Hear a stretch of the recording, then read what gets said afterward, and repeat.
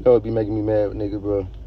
They come around and they see you, right? And they wanna, what's up, man? My boy. What's up, my family?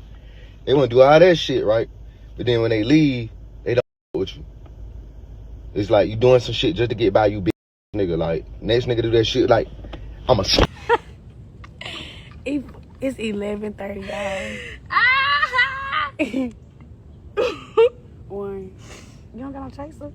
Girl, Girl. You know I'm a wimp. show me how you fuck her baby daddy. Oh my God.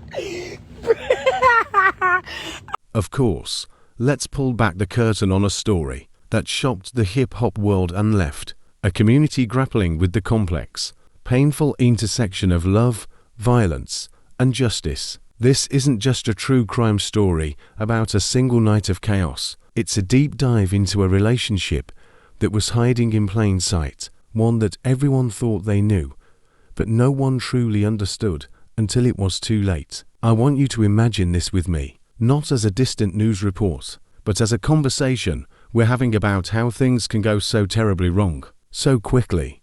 What really happened that night? Welcome back to Crime Lab Reports. Here, we don't just report the headlines, we dissect them. We go beyond the crime tape and the 24-hour news cycle to analyze the evidence and unravel the truth behind the cases that leave us all asking questions. Hit that subscribe button and let's get into it. Our story begins not with a gunshot, but with a dream. Tevin Hood, known to his fans as T-Hood, was a rapper from Atlanta's gritty underground scene. He wasn't a global superstar, but he was a respected local talent, a man who painted pictures of his life and struggles through his music. To those on the outside, he was the embodiment of hustle, a father trying to make a better life for his young daughter. But behind the studio doors and beneath the surface of social media, there was another T-Hood, a man entangled in a relationship that was as passionate as it was destructive. And then there was Kelsie Frost.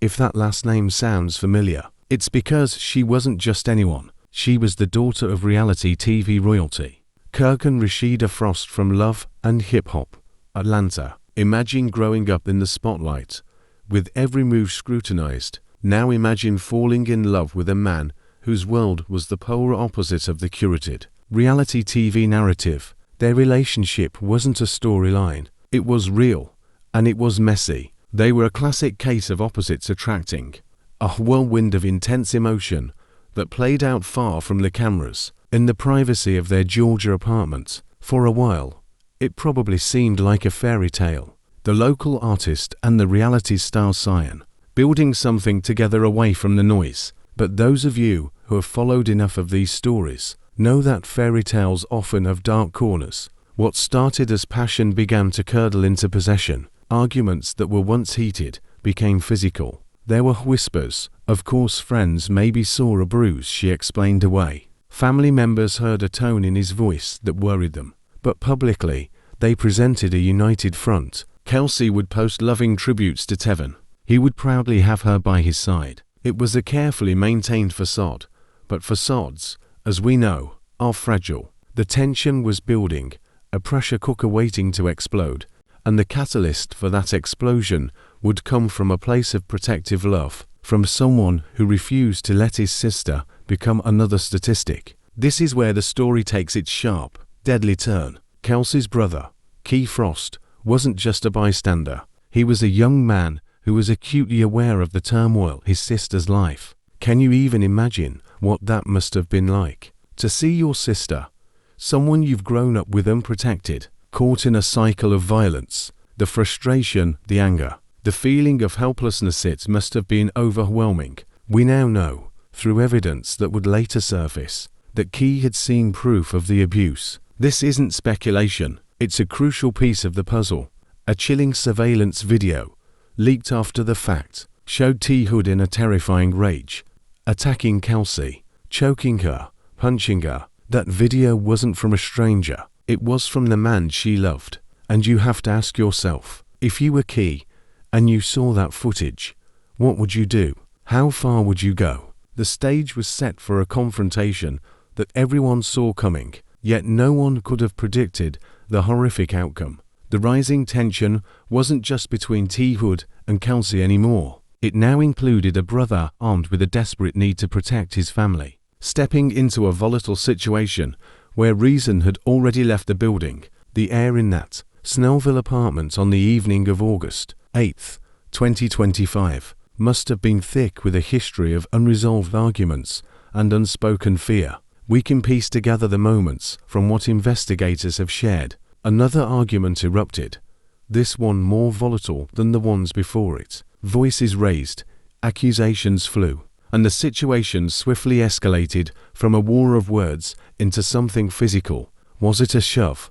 A thrown object? The specific trigger remains, locked in the memories of the only surviving participants. But the result was a physical altercation, a moment where the line between a heated fight and outright violence was crossed. And in the middle of it was Kelsie, caught in the storm of a relationship that had finally broken beyond repair. Now, let's talk about Key. Hey, I can't shake my dreads no more or nothing. And I got these in the bag though, so when the songs be hitting and I be wanting to rock to it, I just shake the bag. Yeah. Lisa, I ain't never finished school. I was always that, so I'm so used to doing turnarounds, I'll be walking backwards. Playing rollie on my arm, it came from dog packing. You got a laughter on your wrist, you say your arm dancing. Nigga, that's your brother, y'all, so I'm gonna call the cat. He wasn't just randomly in the neighborhood. He was there because he was likely always on alert. His phone close by, waiting for a call he dreaded receiving. Maybe he heard the commotion from outside the door. Perhaps a frantic, whispered phone call from his sister brought him there. Whatever the reason, he arrived at that apartment not as a casual visitor, but as a brother on a mission. He walked into a scene that confirmed his worst fears. His sister was in distress, and the man he knew to be her abuser was the cause. Think about that split-second decision. The surge of adrenaline, the protective fury, the overwhelming need to make it stop. The confrontation between the two men was immediate and intense. Words were exchanged, a struggle ensued, and then, the sound that changed everything, the unmistakable, irreversible crack of gunfire, not just once, but multiple times. Tevin Hood was hit, the bullet striking his abdomen, his legs, his back. The domestic dispute had just become a homicide scene. In the immediate, deafening silence that followed the shots, the reality of what just happened crashed down on everyone in that room. Key Frost, the protective brother, was now the shooter. He made the call to 911, identifying himself and staying at the scene, a decision that would later be heavily scrutinized. Gwinnett County Police have named the son of Love and Hip Hop stars Rasheeda and Kirk Frost the suspect in the shooting death of Atlanta rapper T-Hood.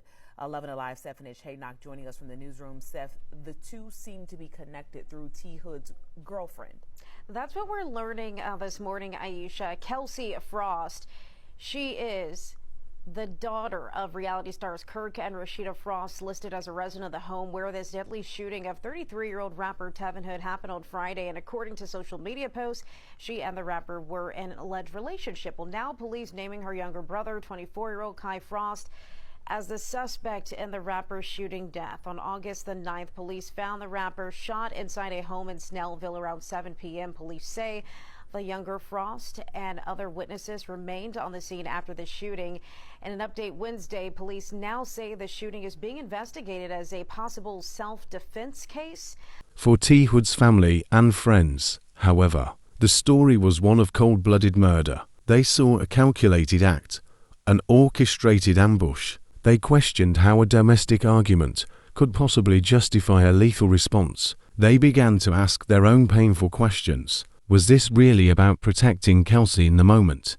Or was it about revenge for past wrongs? This is the central, agonizing question that everyone, including you and me, is left to grapple with. The truth, as it often is, likely lies somewhere in the painful, gray area between these two extremes, in a place where no one is purely a villain or a hero, but simply human beings who make catastrophic decisions. And then, just days after the shooting, the public perception of this case was completely appended. This is the twist, the piece of evidence that forced everyone to stop talking in abstractions and confront the brutal, ugly reality of what Kelsie Frost had been living through. TMZ obtained and published a surveillance video from inside the couple's apartment, time-stamped from months before the killing. It wasn't a blurry clip or a questionable audio recording. It was crystal clear, horrifying footage. In it, you see T-Hood, a man known for his charismatic flow on stage. In a blind rage, he's on a bed, pinning Kelsie down, and he begins choking her. The violence is methodical and terrifying. He then starts punching her repeatedly. She is utterly defenseless. This wasn't a heated argument that got out of hand. This was a sustained, brutal assault. This video changed everything. It wasn't just about one night anymore. It was about a documented pattern of extreme violence. It gave undeniable, visceral context to Kelsie Frost's state of mind. If he had seen this video, and it's almost impossible to believe he hadn't then, his arrival at that apartment wasn't just about stopping an argument. It was about intervening in what he knew could be a lethal situation for his sister. This video became the foundation of the self-defense claim, making a murder charge against Kelsie almost impossible for prosecutors to pursue. It forced a difficult public reckoning, making us all question what we would be capable of if someone we loved was being brutalized in such a way. So where does this leave us now? As of today, there is no trial, no sentencing, and no courtroom drama to satisfy our desire for a clean ending. The Gwinnett County District Attorney's Office is still reviewing the case, weighing the self-defense laws of Georgia against the tragic outcome. Kelsie Frost walks free, awaiting a decision that could take months or even years. T-Hood's family continues to mourn, their grief compounded by a feeling that the justice system has failed them, that the video of past abuse has overshadowed the finality of his death, and Kelsie Frost is left in a purgatory of grief and trauma, having lost the man she loved to the violence he inflicted and the brother who tried to save her. There are no winners here, only survivors shattered by a catastrophe that was years in the making. This is where I want to turn the conversation over to you. What does justice look like in a case like this? Is it the absence of a prison sentence for Kelsie Frost, validating his actions as necessary? Or is justice something more elusive, something that acknowledges the totality of the pain on all sides? This story forces us to confront the uncomfortable gaps in our systems and in our own understanding. We talk about domestic violence as a society, but do we truly have the tools to stop it before it escalates to a point where a brother feels his only option is a gun? Do we support the victims while they are alive, or only bear witness to their trauma after it's too late? Talk about this. Have those difficult conversations with your friends and family. Look out for the warning signs. Support the organizations that offer safe havens, and challenge the notion that love should ever involve fear. Because this isn't just a true crime story from Atlanta. It's a stark reminder that behind closed doors, silent battles are being fought every day, and sometimes they end in a way that leaves no one unscathed. The real breakthrough won't come from a verdict. It will come from us refusing to look away,